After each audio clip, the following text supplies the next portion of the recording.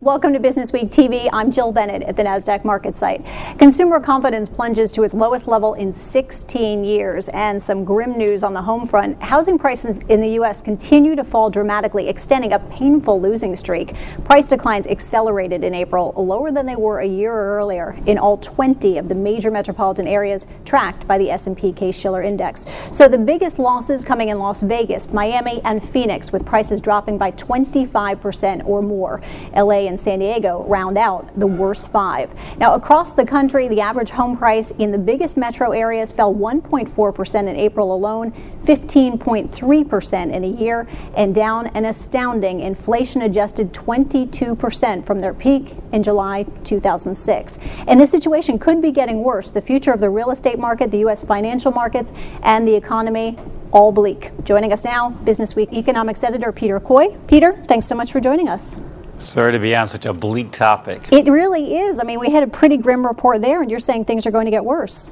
Well, because when prices go down this far, it creates kind of almost a new relationship between borrowers and lenders. The borrowers look at the situation and say, I'm deep underwater here. Now my ARM loan is resetting. They're asking me to pay more to stay in a property that's worth way less than the amount I owe on it. Why not just give up and allow the house to be foreclosed on? And as that psychology gets into the market, it could lead to even more foreclosures, more properties being dumped onto the market at fire sale prices, which pushes the market down again and creates potentially a downward spiral. Now, we've never had a national housing bust. So what do you predict this time around? I mean, what areas are going to really take we are having a national housing bust right now, right? Okay. And, you know, it's not national in the sense that it's everywhere, because there are markets that are relatively strong, prices even rising over the past year.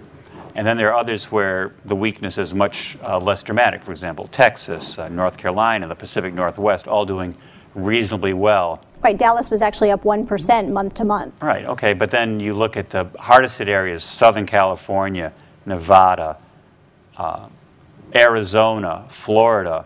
You know, these are big areas, a lot of people, very valuable housing.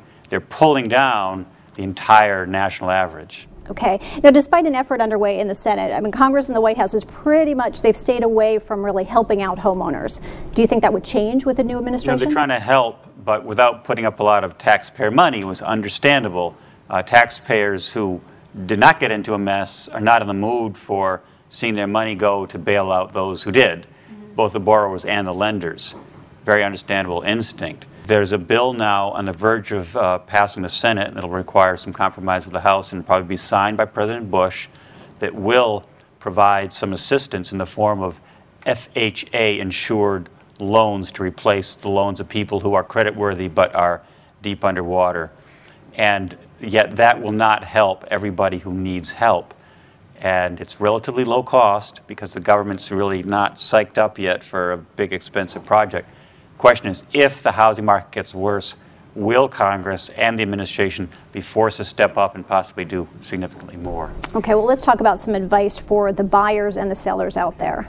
Buyers, look for foreclosed properties. If you're in one of those markets where there are a lot of real estate owned properties, that is, ones owned by the banks, they are highly motivated sellers. You can very well get a better deal from one of them than you can buying a house that's occupied through an ordinary sale. Okay. And you want to be pre-approved if you're a buyer?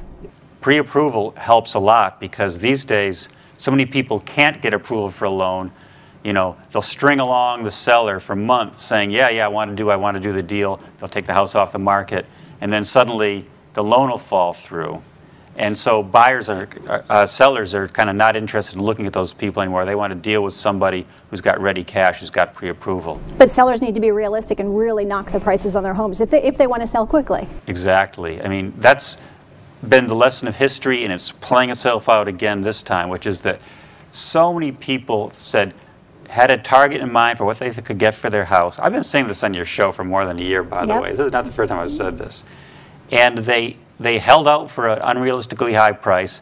finally lowered it, but it was too late because by then the market had moved down further. They're chasing the market down and they're never catching up.